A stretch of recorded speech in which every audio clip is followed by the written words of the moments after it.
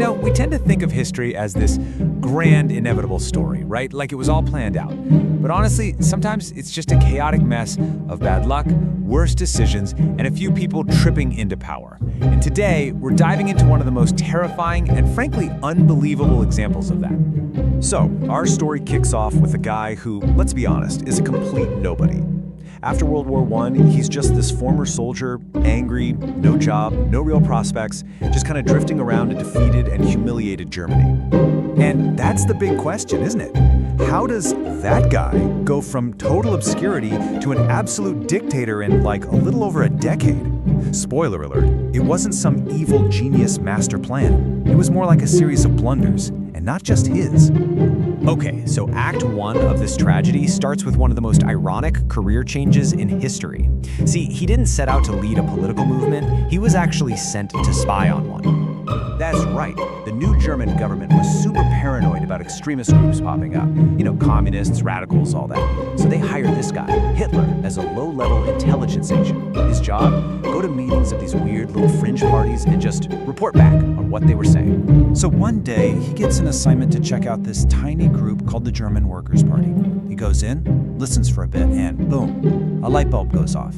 He realizes these guys aren't communists, they're extreme nationalists, and they're saying everything he's been thinking. He doesn't just agree with them, he's found his people. So in this totally wild move, he quits his spy job and joins the very party he was supposed to be watching. And it turns out, this failed artist had one single undeniable talent. He was a fantastic public speaker. He was intense, captivating, and in a tiny party full of nobodies, that one skill was like a rocket that shot him straight to the top. And once he's in charge, he gets to work like a startup CEO. First, a rebrand. He changes the name to the National Socialist German Workers' Party, or, Nazis for short. Then, he designs a catchy new logo, that swastika flag. And finally, he hires some security, a gang of violent thugs called the SA, to act as bouncers and beat up anyone who disagrees with him. Now look, an angry guy with a cool flag and some goons is really just a local nuisance. Unless, of course, the entire country completely falls apart around him, which is exactly what happened next. So, the new German government has these massive war debts it has to pay, and they come up with a brilliant idea. What if we just print more money? Just fire up the printing presses and let them run.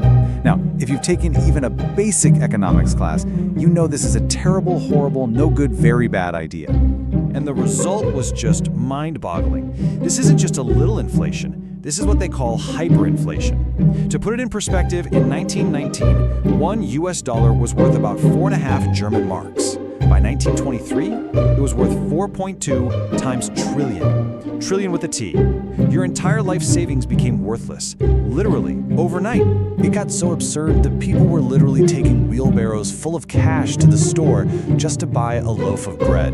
Kids were playing with stacks of money like they were building blocks. People even burned it for heat because the paper itself was worth more as firewood than it was as currency.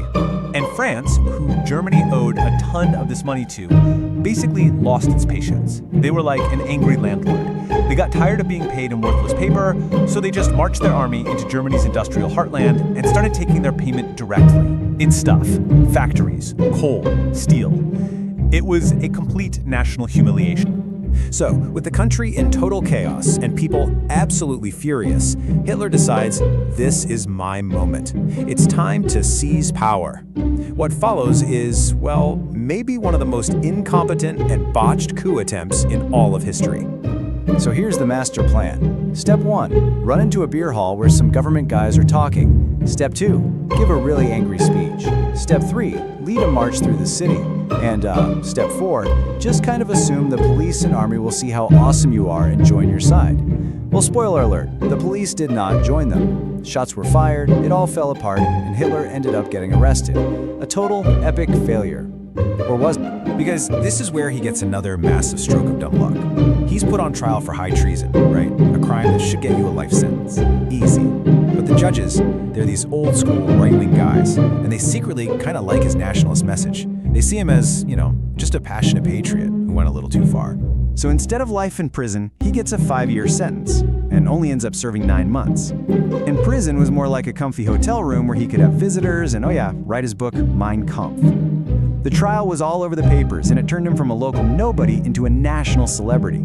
He basically failed his way to fame. Now you'd think after a fiasco like that, his political career would be toast. And for a while it pretty much was. Because for an extremist message like his to really catch on, you need one crucial ingredient: widespread misery. See, in the mid-1920s, with a bunch of American loans, the German economy actually stabilized. Things got better. And guess what? When people have jobs and can afford to buy bread, they're not that interested in listening to some angry guy screaming about revolution. In the 1928 election, the Nazis were a total joke. They got just over 2% of the vote. Irrelevant. But then, 1929, the Wall Street crash hits America. All those American banks that loaned Germany money suddenly need it back, right now. And just like that, the entire German economy, which was built on that borrowed cash, collapses all over again. Unemployment goes through the roof, and misery is back with a vengeance. And this time, people completely lost faith in the normal, mainstream political parties. They just seemed useless. So people got desperate, and they fled to the political extremes. The political middle just evaporated. For a lot of Germans, it felt like the only real choices were the extreme left, the communists, or the extreme right, the Nazis. This crisis was the exact opening Hitler had been waiting years for. And what happens next is just a terrifyingly quick power grab.